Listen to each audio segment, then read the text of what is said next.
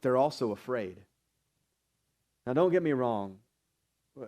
The Bible talks about Christians not having the spirit of fear. We shouldn't walk around and be afraid of everything and be fearful of everything that God would lead us to. But let me tell you something, church. This challenged me this week.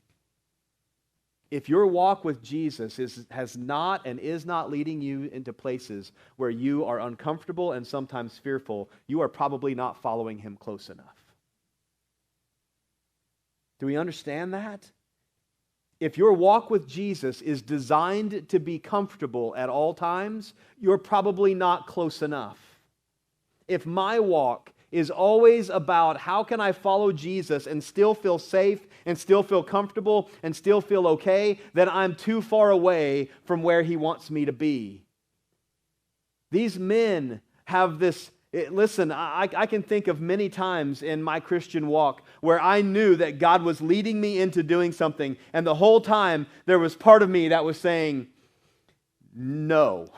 I don't want to do this. I don't feel comfortable doing this. I'm fearful of doing this.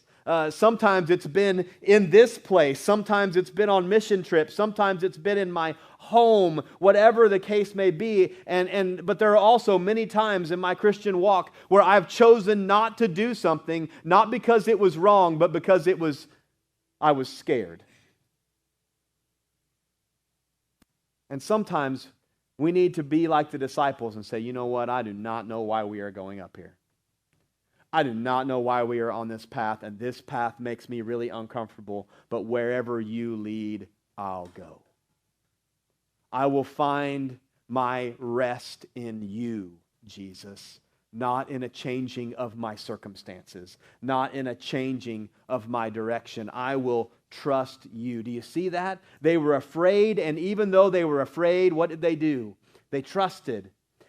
Sometimes being afraid isn't necessarily wrong. It's how we respond to being afraid. When that spirit of fear comes up, are we going to run? Are we going to hide? Are we going to be quiet? Are we going to turn tail? Or are we going to say, no, I'm going to follow you. I'm going to trust you. You're the Ancient of Days. You're the Sovereign King. You're the Lord of Lords. You're the King of Kings. I'll follow you, even though I'm afraid.